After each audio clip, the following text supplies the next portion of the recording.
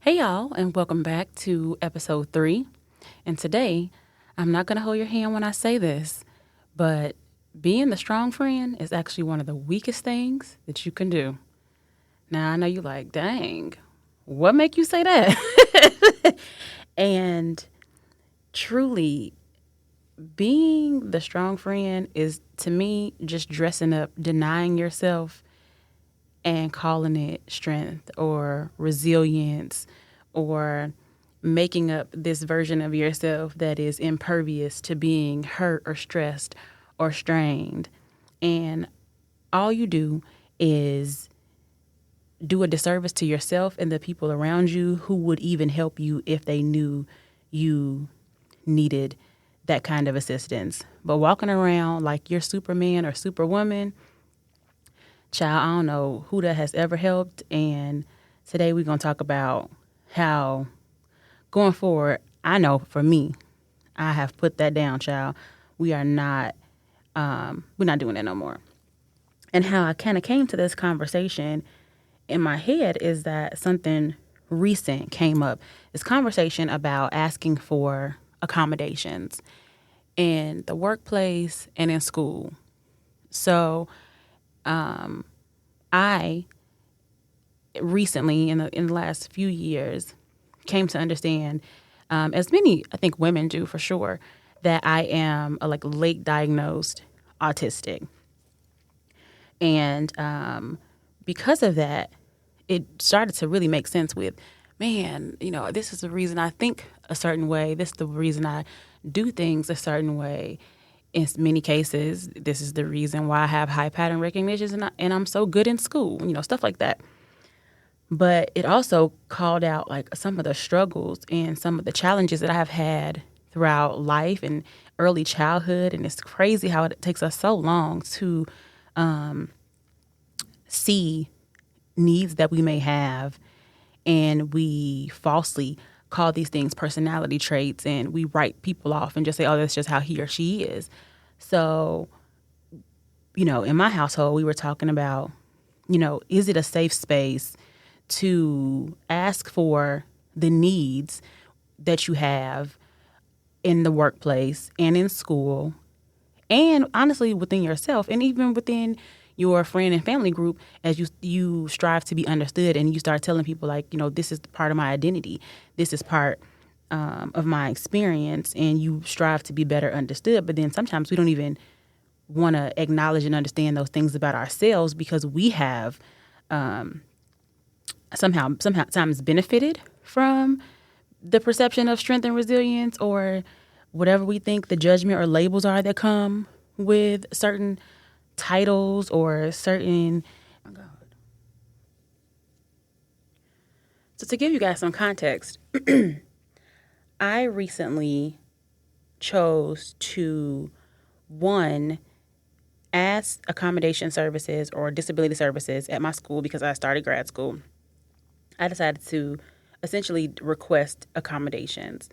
And then after I did that, I was like, dang, should I do that at work? Because I know you can, but I was nervous about that because there's a certain difference in like, oh, at school, you're just letting them know like that you may take tests differently, or you may need a quieter environment, or, you may need to take notes with a recorder for lectures, things like that, where you just kind of feel like that makes sense. And I think we also think that the academic environment is a little bit more receptive to people who have learning or psychological or cognitive issues, or any kind of perceived disability, and is a little bit more open-minded to disabilities that you can't see. And I think the population in general is way more compassionate to disabilities they can see. So it's just like, oh yeah, somebody in a wheelchair, somebody on crutches, somebody with visible disabilities, oh, that's easy. But when someone has what we would call invisible disabilities, I think there's certainly a harder time for those folks to be taken seriously and be shown empathy, compassion, and understanding. But also, we're talking about the fact that your livelihood is attached to work. And I think very quickly you can be concerned, at least I was concerned with, is my competence and what I do going to be attached to what I'm saying? Are my needs attached to my perceived disability or a disability that I'm learning how to own, right? Because I know I'm competent and I know what I'm doing at work, but you are now dealing with what does somebody else think of me once they are aware that I have this disability and I need some type of accommodations in the space. And that's such a tough space to be in because we're already constantly being perceived by the way we look or the way we dress or the way we speak, where we went to school, all those, whether we're married or single, all these things. And now you're like, dang, do I tell the people who cut my paycheck that there's one more thing that they could use to perceive me? So I think that's such a strange space to choose to be in. And especially when I think a sense of learning how to not ask for accommodation, not ask for help is rewarded. Like, I think the ability to get through things without acknowledging your disabilities tends to get way more attention and praise than actually being open and honest about the fact that you need a little extra help. So I think it's a good idea to kind of talk about like the lie we're taught about strength. We are taught that denying yourself is resilience. And resilience should just be that when something does happen, we don't crumble, which is great. You know, you don't want to be so fragile that every challenge breaks you down. Like, nobody wants that. But that doesn't mean that we're impervious. It doesn't mean that we should be Superman. It doesn't mean that we should navigate the world and nothing should touch us. And we should never acknowledge that we're human and that, you know, certain things are going to be, you know, uphill, fights for us. And that is, I think, such a tough thing. And then I will say specifically, you know, as a Black woman, we have this virtue signaling around thugging it out, right? Like, that strong Black woman trope is so old and tired for me. I think it's so heavy. It's a cape that was given to us before, even when we were little girls, before we were even acknowledging what that was, and we didn't even ask for it.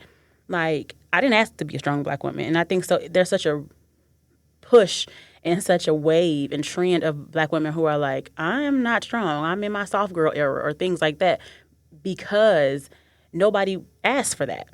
People want to be seen as human. They want to be seen as not alien, as not superhuman, and realize that, like, no, I need stuff too, and I'm soft too, and I'm fragile too, and I have hard days as well. So to stop, you know, acting like this idea of pushing through every hardship is some kind of moral virtue. And while it's great because life is going to come with challenges and you want to be able to overcome any kind of trials that may come to you, it certainly shouldn't be your identity. It should be a characteristic that you have within you so that you can overcome anything that comes towards you. But that shouldn't be your lifestyle. That shouldn't be who you are all the time. We should not always be in a state of survival mode. We should not always be in a state of suffering quietly, because that gets praised more than succeeding in like a sustainable fashion. I just think we need to move away from that. And that was the space that I feel like I was in, especially somebody who's come from corporate America. It's like, the harder you work, under pressure, without the proper resources, being hazed or mistreated, if you're able to succeed in those spaces, you eventually are getting the praise, even if that praise is not necessarily monetarily, even if that praise doesn't really benefit you in any specific way. It's done in a fashion that keeps you kind of chasing the carrot and making you feel like you're doing something good, but you're really not. All you're doing is denying your sleep, your self-care. There's no such thing as true work-life balance in those situations, and you're not winning. So it's important, I think, to call out the truth that strength is not endurance without support. Like, that's insane. Like, I don't think you're stronger for running a marathon, but then like saying like, no, I didn't want, any water at any of the rest stops that the people had. And I did it in the blazing hot sun and it was, 100 degrees when I did it. I would have thought you were strong just for getting out there running the marathon in the first place. But you don't have to like add extra sauce on top of it. Strength is knowing what you need and securing the bag of what you need so that you can do it in the best possible way. If you know what I'm saying? Like, that is the smart way to go about that, because then you are able to sustain that strength going forward, not just being able to burn out, like a birthday candle. Nobody wants that. At least not the people who care enough about you, and you need to care enough about yourself to advocate for that. I also think it's important to talk about the fact that accommodations are not special treatment. And the only time you are being criticized by someone who thinks like, we can go into the whole DEI hire conversations and things like that, but that's not what that's not the nature of this conversation. But accommodations are not special treatment. And only people who think that accommodations are special treatment are usually people who are too weak and too scared and too insecure to ask for those accommodations for themselves. They wish that they had the balls to stand up and say, hey, you know what? Actually, I need that. Oh, I wish I would have had more time. I wish I would have did this. And instead of standing up for themselves and caring enough about what they need and being an advocate, they decide to demonize those folks who went ahead and asked for what they need to get what they're doing, which is why there's this whole conversation around like equity versus equality. Those aren't the same. Like, equality is saying that we all get the same amount of time to take the test. But if I have dyslexia, for example, and it takes me 2 times as long to read the text normally because of my disability, then that equality literally means nothing. Equity, on the other hand, would be making sure that I had the same amount of time it takes me to process that information to then get it done. So I'm not getting more than you if my accommodation is that I get a separate space to take, the test for an hour and a half or 2 hours where you got an hour, because it just takes me that long to understand the content. But so many people are so worried about what the next person is getting that they're not focusing on their own lane. And those people try to make you feel guilty for advocating for yourself. And we really have to get into this space of completely dispelling and like drowning out those false narratives, because that is absolutely like not true. Needing support also like does not negate your competence. Because it takes you those 90 minutes to finish that test does not mean that you didn't understand the material. Or if you take it into the workplace, because, we're all adults now, if it takes you 1.5 times as long to finish the project as it maybe have taken your counterparts, it doesn't mean that you didn't understand the project or that you wouldn't have knocked it out of the park if you were properly given the space to do so. Or if working remotely versus in office, you get like 10 times as much work done because you're not distracted by all that noise. The fluorescent lights are driving you crazy. You don't want to hear about what Tom, Dick, and Harry did on their summer vacation, or what such and such's wife, made in her, yarn knitting class. If that kind of stuff just doesn't work for you and you would have gotten significantly more done in private spaces and quiet or something like that, and that is a type of accommodation that would have helped you, there's nothing wrong with that. You are not incompetent because you don't have the filter in your mind to block all that out and then still operate at a high level. So that's just an example.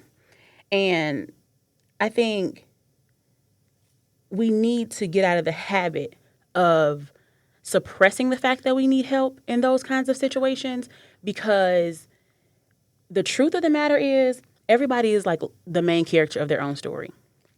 And people aren't really paying nearly as much attention to us as we think they are. Truly. And people like assign you in their story as a co-star at best. Okay? You will never be the main character in somebody else's story. So people will not help you because you're the strong friend. Okay?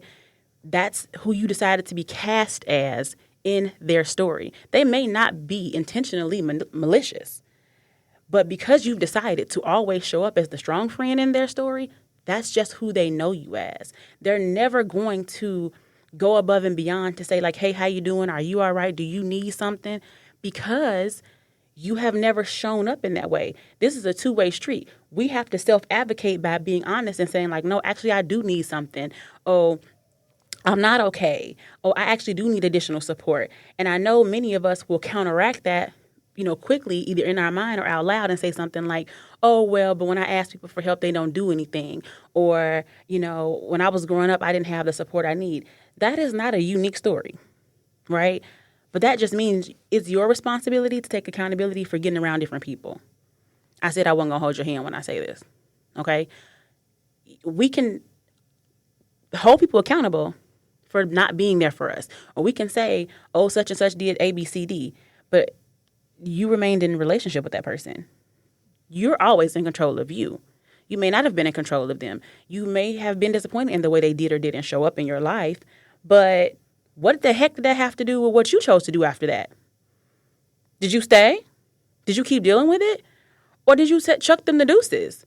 And were you like, "Yeah, you're not putting in the same amount of effort in this relationship as I am. So I'm going to deal with you accordingly, or I'm going to move out of this relationship because this relationship is not mutually beneficial. I'm giving way more than, than I'm taking out."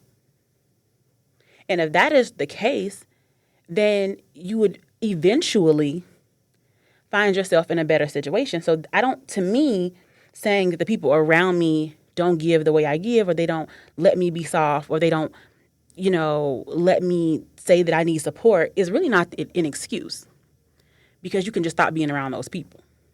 We have to decide what is the life and the environment that makes our nervous system the most calm. We have to decide what makes us feel the most successful, supported, and happy. And I'm sorry to tell you, that's not always, and sometimes often, not the people who we've known our whole lives. Sometimes we got to start over. Sometimes we got to spend a season of solitude. Sometimes we got to break up with him or her. I'm just saying. I won't harp on that, but I'm just but I'm just saying, denial of your needs becomes an identity.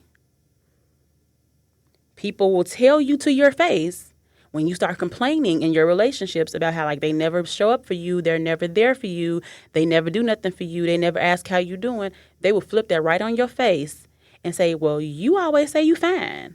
You never ask for anything. You always good."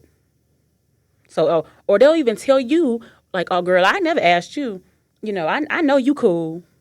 Or I know you got everything handled. Or I know your stuff together." Meanwhile, you could be sitting there dying inside. Like, "No, I really wish somebody would have asked me. I actually really do wish somebody gave a dang." Meanwhile, they're not gonna. Because you got to stop wearing a mask in front of people.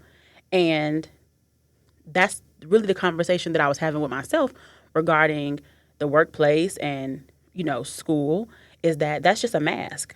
Saying I don't need particular accommodations to make me be my best self, where I'm not having to sit in the car on my lunch break, decompress in the car for an hour after work, shut down, where your weekends are not restorative, but they're just, you just glad to not be at work or at school, and you feel like you're never refreshed.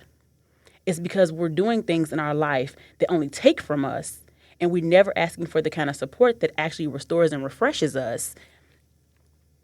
And that is a mask. That's a mask that we're wearing with everybody. We're wearing it at work, at school, in the relationships that we're in. And that is a disservice to not just ourselves, but to every single person that we encounter. And how is that good for yourself?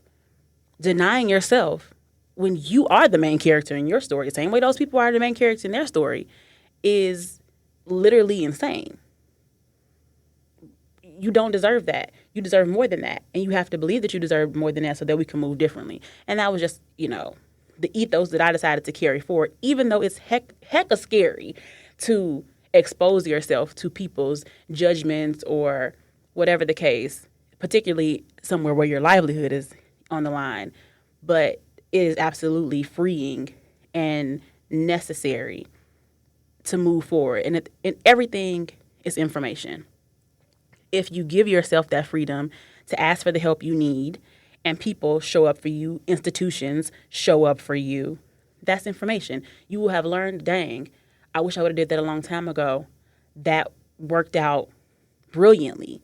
And I'm so happy and I feel so relieved and I feel so supported. And if it does not work out that way, I promise you that it's still information. That is still an input that you can take and say, well, this is probably going to hurt, right? It doesn't feel good to find out that you're being unsupported. But at the very least, you can say, you know what, I can start making the moves to maybe change this job because they're not supporting the needs that I put out there. We don't even have to get into the fact that, like, literally, if you have a disability, it's the law to support your accommodations, reasonable accommodations. But outside of that, even if regardless of that, it's just not a space that I want to be in. It's not where I want to offer my talents, okay? And I want to start making the steps to move to somewhere else.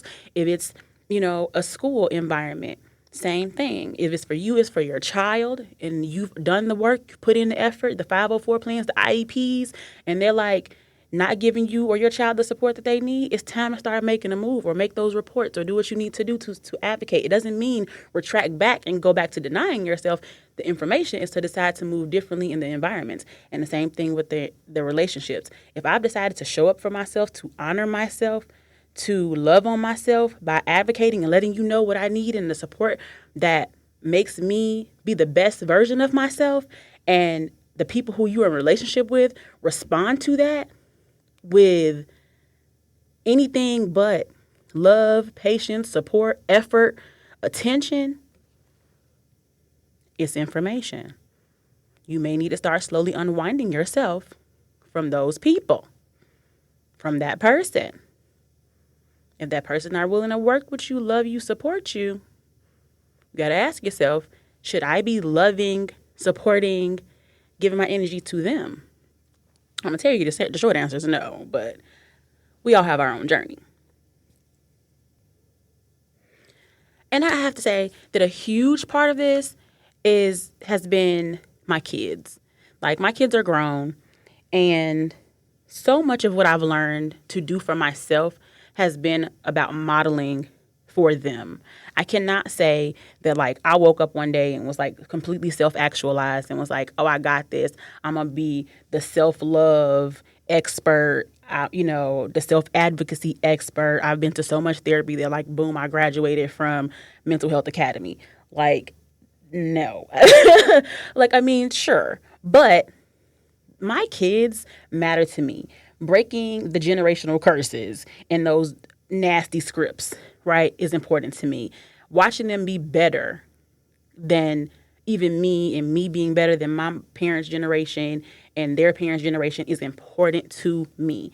So choosing to do this openly and telling my kids that, like, they inspire me to advocate for myself so that they learn to advocate for themselves and they do not feel ashamed, that they say, they go into spaces and they are unapologetically themselves, and they know that that's okay, and they ask for the support they need, and they don't look at that as weakness, and they know that it's actual strength to be somebody who is brave enough, courageous enough, honest enough to command space for themselves and understand that they deserve to be wherever they are, and they deserve to take up space and ask for their needs to be met, ask for the support that they need from the institutions and relationships that they're in. That drives me. Like, I would do anything for them. And the best way as a parent, in my opinion, to do things for your kids is to model it in front of them. And it doesn't matter that they're adults.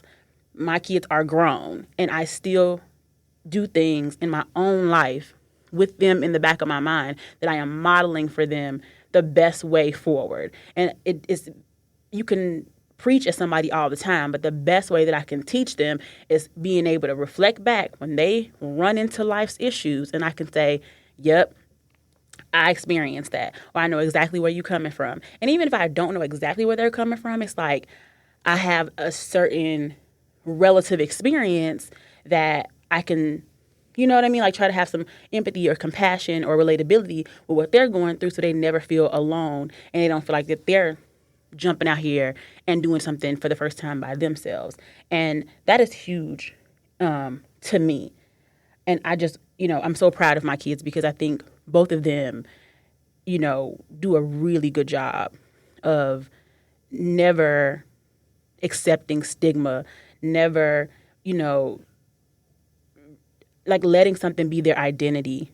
And at the very least, even if they bump up against those kind of, tropes or ideas, I think at the very least, it has to fight up against a part of them that kind of knows better. And I think their sense of self and their confidence and their upbringing tends to win out over the voice of the world or things like that. And that's a big deal, to me. So I think a therapist told me that before a long time ago about a different issue. And I was struggling to do something for myself. And I don't exactly remember what it was, but I remember him asking me, oh, well, what if one of your kids needed it? Like, what if one of them needed, and I don't remember what it was, but it's like, what if one of them needed that thing, needed braces or glasses or, a wheelchair? How would you feel about that? And obviously I was like, well, of course, without hesitation, I would do whatever they needed. And he stopped me and was like, exactly. You deserve that kind of love. You deserve that kind of fearless protection of yourself and support. And I want all of us to remember that you matter. Being the strong person in the family, being the strong parent, being the strong friend is a weakening of your selfhood. It's not worth it. Like, nobody should be asked to die on a cross. Don't martyr yourself. Like, there's absolutely no win in that. And I think that's just super important.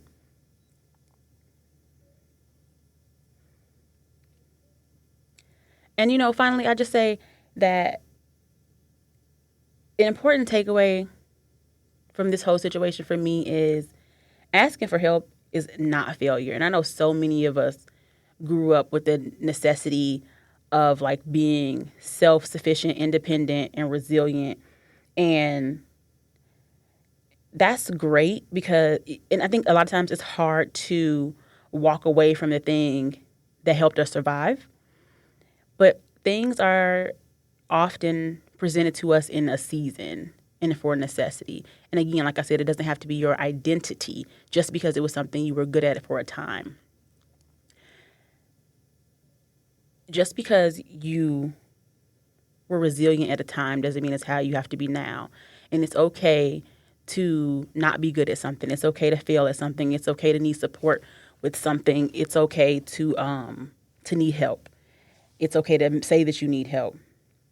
And telling people I don't need nothing every time they ask you, do you need something, is not strength.